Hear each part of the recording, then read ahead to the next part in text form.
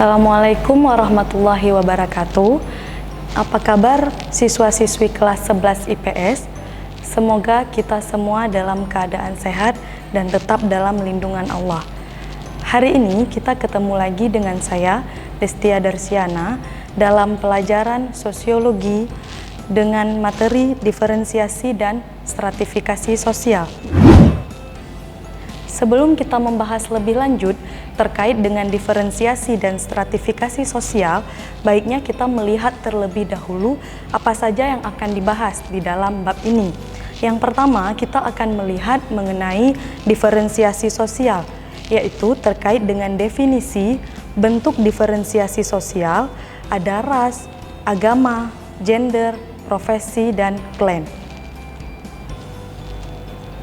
Selanjutnya, sebelum kita membahas lebih lanjut terkait dengan bentuk-bentuk dari diferensiasi sosial, kita melihat terlebih dahulu definisi ataupun penjelasan dari diferensiasi sosial. Diferensiasi sosial yaitu pembedaan masyarakat secara horizontal. Nah, pembedaan masyarakat secara horizontal itu bagaimana? Artinya, individu mempunyai kemampuan yang berbeda-beda, sehingga dalam diferensiasi sosial ini melihat penggolongan masyarakat dalam kelompok tertentu, namun tidak menunjukkan siapa yang lebih tinggi dan siapa yang lebih rendah. Hanya melihat keanekaragaman hal-hal tertentu di dalam masyarakat. Nah, jadi dalam materi diferensiasi sosial ini tidak melihat penggolongan individu berdasarkan kelas-kelas, akan tetapi hanya melihat perbedaan antara kelompok sosial yang satu dengan kelompok sosial yang lainnya. Selanjutnya, kita melihat bentuk-bentuk dari diferensiasi sosial. Nah, perbedaan-perbedaan itu tadi dapat kita lihat. Yang pertama, dalam bentuk ras. Ras yaitu penggolongan manusia berdasarkan ciri fisiknya. Nah, jika kita berbicara mengenai diferensiasi sosial berdasarkan ras, maknanya perbedaan yang kita lihat di dalam individu, di dalam kelompok sosial itu berdasarkan ciri-ciri fisiknya. Ciri fisiknya itu seperti perbedaan warna kulit, bentuk rambut, warna mata, tinggi badan, warna rambut, dan lain sebagainya. Bentuk diferensiasi sosial yang kedua yaitu agama. Agama, sistem yang mengatur kepercayaan dan peribadatan kepada Tuhan Yang Maha Esa. Nah, ada beragam agama di Indonesia yang kita tahu, seperti misalnya agama Islam, agama Hindu, agama Kristen, agama Buddha, dan lain sebagainya. Yang ketiga, bentuk diferensiasi sosial yang ketiga ada gender. Nah, di sini perlu kita ketahui bahwasanya gender dan jenis kelamin itu berbeda. Jika jenis kelamin dibawa ataupun didapatkan oleh individu melalui kelahiran, jenis kelamin sudah ada sejak individu itu lahir. Nah, jika gender, perbedaan secara budaya antara laki-laki dan perempuan. Nah, jika gender ini dia mengatur peran antara apa saja yang bisa dilakukan oleh laki-laki dan juga yang dilakukan oleh perempuan. Di sini saya ambil contoh, misalnya dalam segi pandangan gender, fisik laki-laki lebih kuat daripada wanita. Atau contoh lainnya, membesarkan anak perempuan dianggap lebih sulit. Bentuk diferensiasi sosial yang keempat yaitu profesi. Nah, dalam profesi ini kita melihat perbedaan yang ada di dalam masyarakat berdasarkan jenis pekerjaan yang dilakukan. Contoh misalnya, ada individu yang bekerja sebagai dokter, sebagai guru, sebagai arsitek, sosiolog, dan lain sebagainya. Bentuk diferensiasi sosial yang kelima ada klan, yaitu suatu kelompok kekerabatan yang terdiri atas semua keturunan. Nah, klan ini bisa dikatakan kelompok kekerabatan atas keturunan. Nah, keturunan itu bisa dilihat dari keturunan pria dan juga dari keturunan wanita. Apabila garis keturunannya itu ditarik dari pria, maka dikatakan patrilineal. Apabila garis keturunannya ditarik dari wanita, disebut juga dengan matrilineal. Garis keturunan patrilineal bisa kita lihat contohnya seperti pada masyarakat suku Aceh, yang mana garis keturunannya itu ditarik dari ayah ataupun dari pria. Garis keturunan yang ditarik dari wanita atau matrilineal dapat kita lihat contohnya seperti pada suku Minangkabau atau Padang. Bentuk diferensiasi sosial yang terakhir yaitu suku bangsa. Suku bangsa, kelompok masyarakat dengan corak kebudayaan yang khas. Misalnya, pada suku Aceh memiliki pakaian adat, kemudian tarian dan bahasa. Namun pakaian adat, tarian, dan bahasa yang ada di dalam suku Aceh tentu berbeda dengan pakaian adat, tarian, dan bahasa yang terdapat di dalam suku Batak, suku Sunda, dan suku lainnya.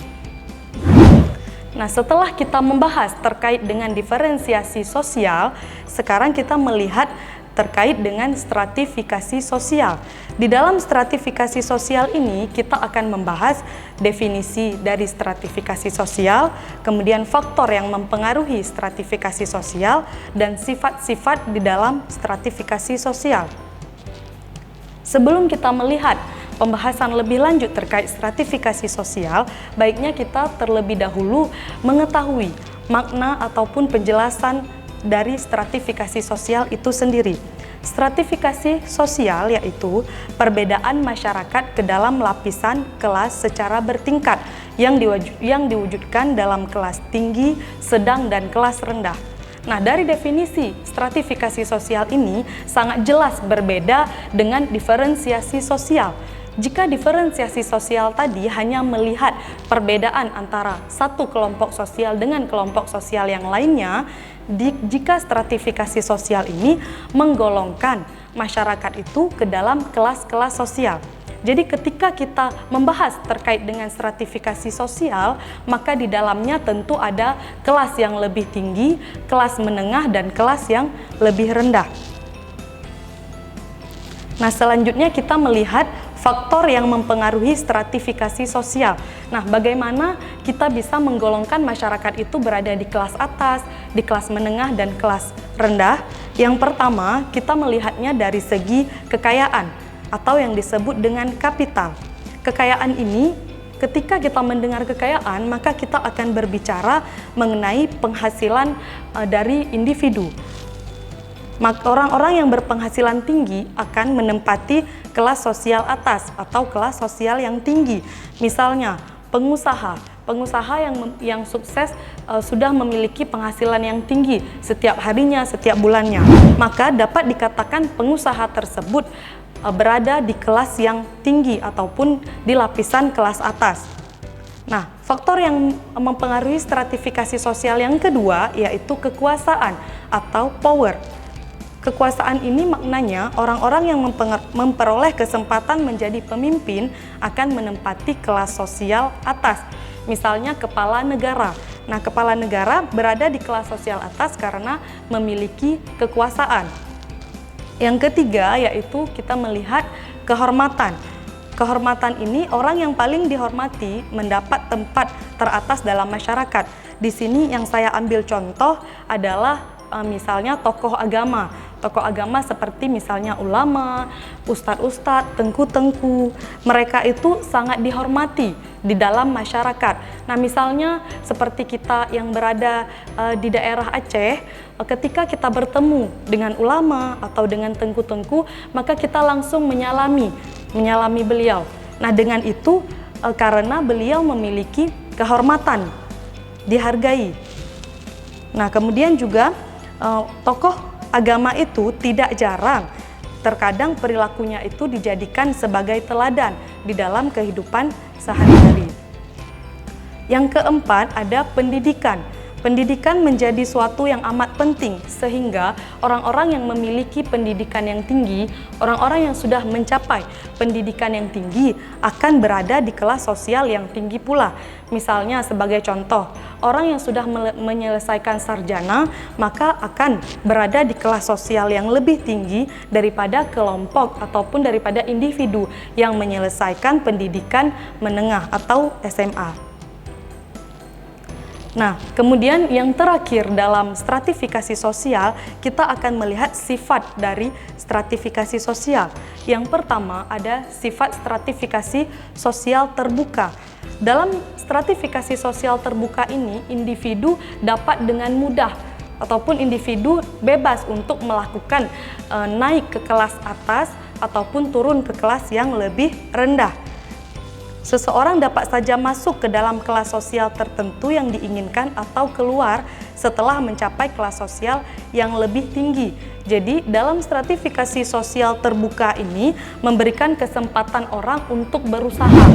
Nah, sebagai contoh, misalnya Pak Amir seorang guru honorer karena ia giat, berusaha, dan menekuni pekerjaannya, maka ia lulus mengikuti tes guru PNS. Nah, jadi dalam stratifikasi sosial ini, individu-individu ataupun kelompok-kelompok masyarakat yang berada di kelas bawah ataupun berada di kelas menengah, ketika ia berusaha, maka ia akan bisa naik ke kelas yang lebih tinggi. Nah, seperti ini contoh daripada bagan stratifikasi sosial terbuka. Ada tanda panahnya yang menuju ke atas, ke bawah, dimaknai ataupun yang berarti bahwa individu itu bisa dengan mudah memberikan kesempatan individu untuk naik ataupun turun ke kelas lainnya. Yang terakhir yaitu stratifikasi sosial tertutup. Nah, sifat stratifikasi sosial tertutup ini berbeda dengan stratifikasi sosial terbuka. Jika stratifikasi sosial tertutup memberikan batasan pada individu untuk berpindah kelas. Nah, dalam stratifikasi sosial tertutup ini, individu tidak dapat naik ataupun turun ke kelas lainnya. Bagannya seperti ini, melingkar hanya di kelas sosialnya saja. Contoh yang saya ambil misalnya sistem kasta dalam agama Hindu di India. Jadi sistem kasta yang ada di India itu, kedudukan seseorang itu sudah ditentukan melalui kelahiran dan keturunan. Mereka tidak dapat naik ke kelas ataupun ke lapisan sosial yang lainnya. Baiklah, sekian materi dari saya terkait diferensiasi sosial dan stratifikasi sosial. Semoga bermanfaat dan mudah dipahami oleh siswa-siswi kelas 11 IPS. Assalamualaikum warahmatullahi wabarakatuh.